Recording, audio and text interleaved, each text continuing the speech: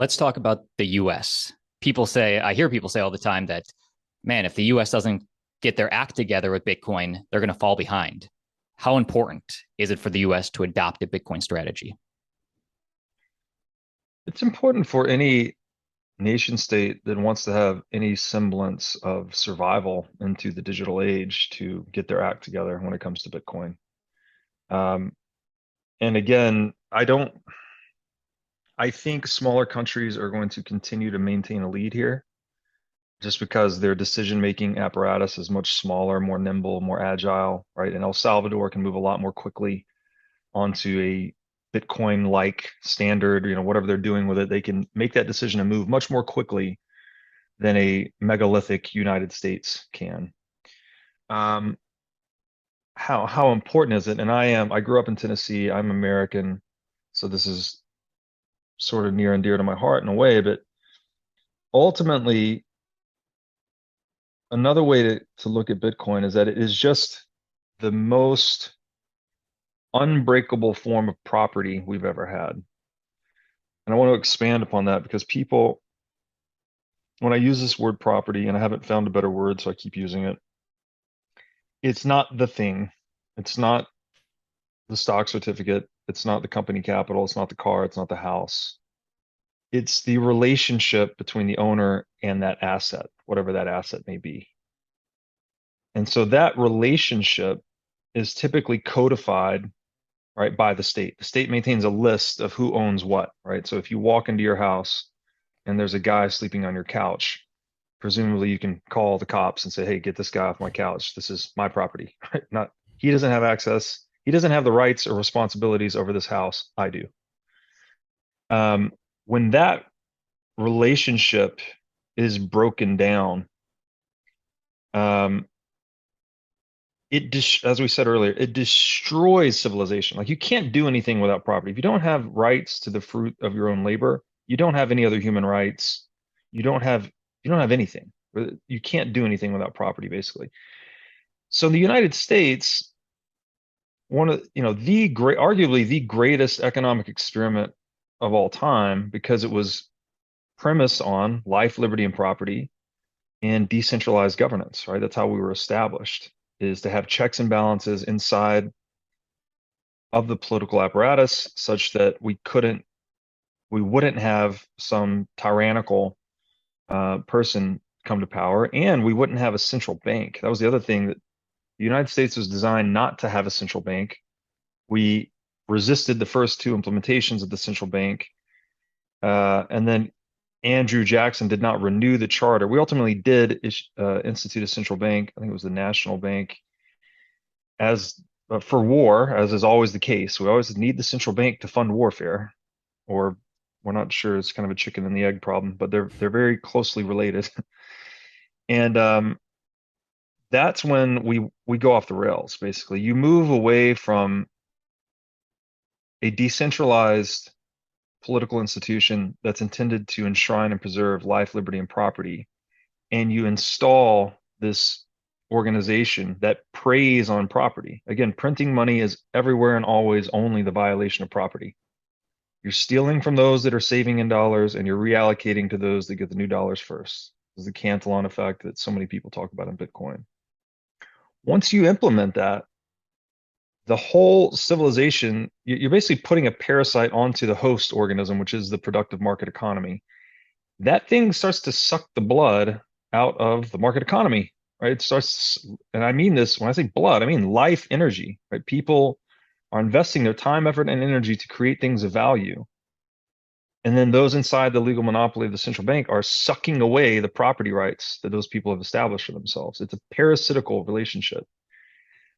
And of course, that leads to pathology in the host organism, right? The organism, the market economy becomes sick over time. And I think you see these symptoms in culture, right? We see fiat culture. We see this is a bit of a turn, but there have been books written about zombie mythology. The zombie mythology is a relatively new thing. It's only been around about the past 50 years. And if you look at the chart of when zombies became a mythological phenomenon, it's kind of right after 1971, right when we went off the gold standard. So I think when we started to accelerate the violation of private property by moving off of hard money, that you see when I say sucking the life energy out of people, like that's actually what's happening, and that becomes reflected in our cultural discourse and our cultural creations. So I may have deviated from the original question a bit, but I hope that Well, helped just to, answer it. I loved it. And just to go further on that, like if you say, by the year 2030, if you were talking to the president then, like practical steps, what would be a good strategy for the US? Is it just store a value, hold a bit in the treasury? What should they do? Well, so the United States is in a very unique position because we have the exorbitant privilege in that we hold the global reserve currency, which is the US dollar. So, despite there only being 330 million people in the US, there's over 4 billion users of dollars worldwide. So, we have this, and that exorbitant privilege is something that's been infamously ascribed to the dollar that we can basically export dollars that we can print ad infinitum and the world can send us goods and services. So this has given us a very asymmetric position to be able to get rich, right, at the expense of the rest of the world. So the position we're in now and how it relates to Bitcoin is unique in that the United States, here's how I would do it if I was in power, is you start buying Bitcoin right now quietly. Right? You have the monopoly on US dollar production, shareholders of the Fed. You can produce as many dollars as you want, basically with no political due process between you and the production of that currency. So you can confiscate wealth via inflation until the currency collapses, pretty much. But your currency is in the strongest position worldwide because it's the most desirous asset for a number of reasons. But let's just say to start acquiring Bitcoin quietly with essentially free money, right? There's not a huge expense to the production of dollars for insiders of the central bank. And then when you've built your position, whatever that is, maybe it's a million Bitcoin, 500,000, I'm not sure. Once you've built a position, you can then go into the world marketplace and say, hey, Bitcoin's a real form of money. And we have this SWIFT system, right, that denominates international and domestic wire transfers that a lot of the world runs on. Um, a lot of the oil contracts in the world are denominated in dollars. This is part of the Bretton Woods Agreement. We're seeing some breakdown of that now post Russia, Ukraine. But there's still a lot of inertia, let's say, with that network effect. You could then leverage that network to start selling the rest of the world Bitcoin. Like, hey, we've made Bitcoin a reserve asset. We're buying it and accumulating it. We're not going to stop. And if you guys want to get on board, well, here's how we did it. And we can, we can sell you this way to buy, accumulate, custody, manage Bitcoin, try to leverage Wall Street to do a lot of the custodian function and say, we'll render this service to you. And you can start to induce you can basically front run the rest of the world, and then you can induce everyone else to start buying Bitcoin as just a means of protecting themselves from your game theoretic position. That's, you're an early adopter effectively. And that, this does a number of things. This would put the United States in a position of tremendous wealth, right? Tremendous wealth, because you'd start to instigate what we call hyper Bitcoinization, which is something where, and it doesn't have to go hyper per se. It could just be the natural growth of Bitcoin over time, that it's becoming a more valuable asset. It's storing more purchasing power. But you could be the first one to sit down at that table. And the sitting down at that table, because you're the biggest one in the room, is causing others to sit down at the table, which causes Bitcoin to grow even more. So that's what I mean by front running.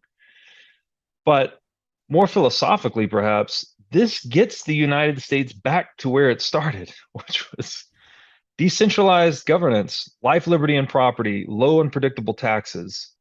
That's what made us so wealthy. That's how we created the most valuable companies in the world, right? You see where in the East, in the United States, it's much more regulatory heavy. If you go to something like Wall Street, it's very kind of old school regulatory heavy. Whereas you look west, where the FANG stocks formed, right? There's less governance there. It was more pioneering, wild, wild west. That led to the most economic value creation in human history. Facebook, Apple, Amazon, Netflix, Google, like these are all West Coast creations. So I think there's, it's impossible to keep it's impossible to keep money out of politics, let's say. So things tend to ossify and become corrupt over time. But we can get politics out of money by just moving to something like a Bitcoin standard. And ultimately, all those political games, as we said earlier, they're just sucking the life force out of the market economy. So it's reducing innovation, it's reducing wealth creation, it's reducing the process of civilization itself. And so I think that move, I mean, it could cement the United States as the 21st century nation state model, whatever that is. Like I don't, it's hard to use the language here because the nation state derives its revenue from inflation and taxation. In this Bitcoin world we're going into, those aren't going to work anymore. Obviously, inflation's not going to work. You can't print more Bitcoin. And then taxation, I mean specifically non-consensual exchange, it's going to become more consensual because if people don't like the services that are being rendered from their government, well, then they can vote with their feet in a way they never could before. Right? If you tried to leave the US right now, if you have above a $2 million net worth, you're subject to the exit tax. But with something like Bitcoin, you just walk the fuck out and that's it. You lost it in a boating accident on to wherever, whatever country's treating you best. So this new dynamic of countries being accountable to the preferences of their customers, I think is going to reduce taxation and inflation as revenue drivers for the 21st century nation state, which means what? I don't know what they're going to do. They're going to have to render a marketable service at a market rate that's actually satisfactory to human beings. So in a way, Bitcoin like whips government into shape in the long run. And so the real opportunity for the US is to just realize that reality that's here. You can't do anything about it. You can't turn it off. Fight it as you will. The incentives have changed. The incentive landscape has changed, and this changes everything, including your business model, Mr. US government.